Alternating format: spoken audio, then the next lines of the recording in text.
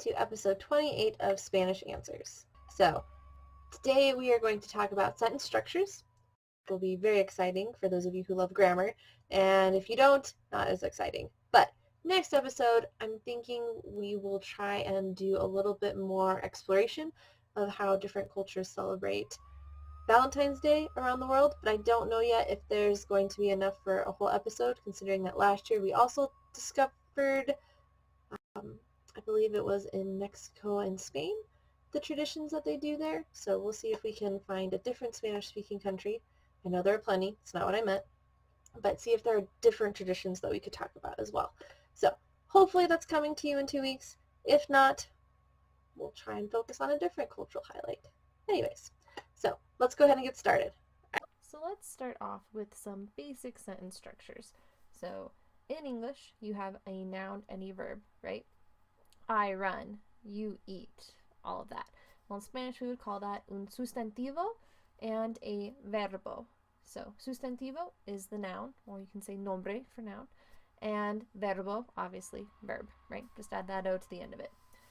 So an example of a basic sentence in English is the dog eats.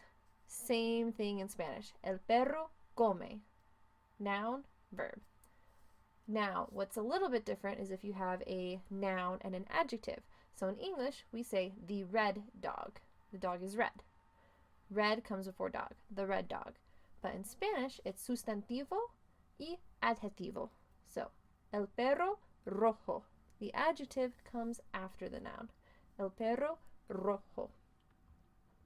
So if we want to look at sentences that are a little bit more difficult, we have a noun plus a verb plus a direct object.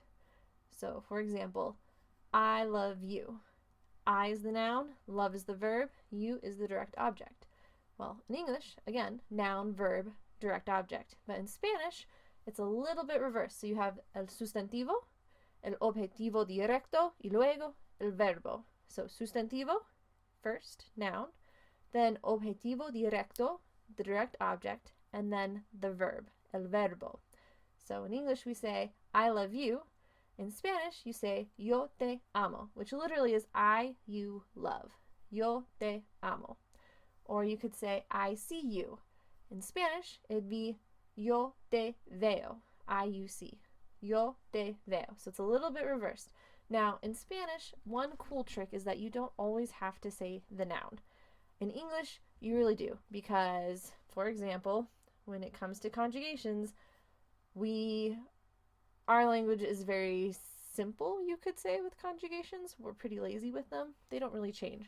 So, example here, we have the verb to eat. So, I eat, you eat, she or he eats, they eat, we eat, y'all eat. The only one that changes is for he and she. That's it. Everything else is eat. So in English, you really do need that noun to understand who the subject is or what the subject is. But in Spanish, they are very structured when it comes to the conjugations. So normally you can tell exactly who the noun is based on how the verb is conjugated. So for example, that same verb, to eat, comer, would be yo como, tú comes, él o ella come, usted come, nosotros comemos, vosotros coméis, ellos o ellas comen, ustedes comen. So, él, ella, and usted are the same. Ellos o ellas o ustedes is also the same. But you still have a very structured conjugation. So, yo is different. Tú is different. Él, ella, usted, different. Nosotros, different. Vosotros, different. Ellos, ellas, ustedes, different. So you've got, what is that? 1, 2, 3, 4, 5, 6. You've got 6 different conjugations.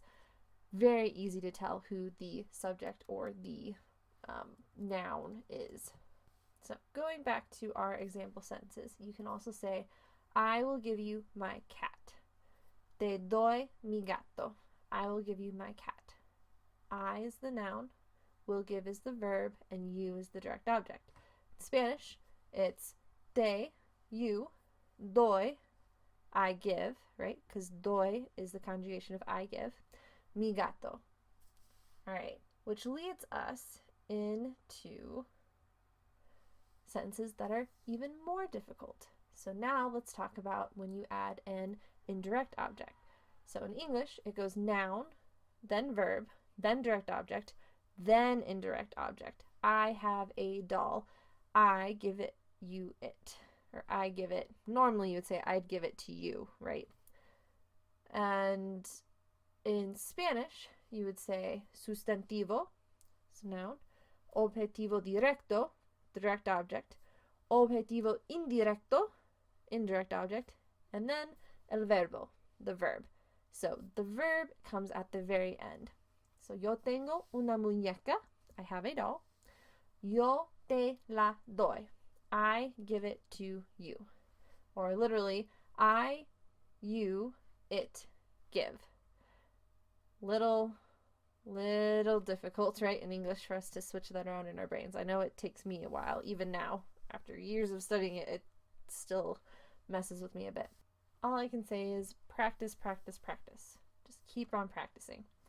So another cool thing that Spanish can do with its sentence structures that English definitely cannot do is in Spanish you can combine direct and indirect objects at the end of a verb.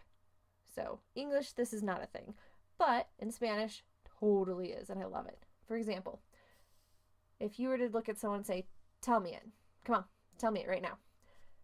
In Spanish, you would say dímelo, dímelo. So you take di, the command form of the verb, right?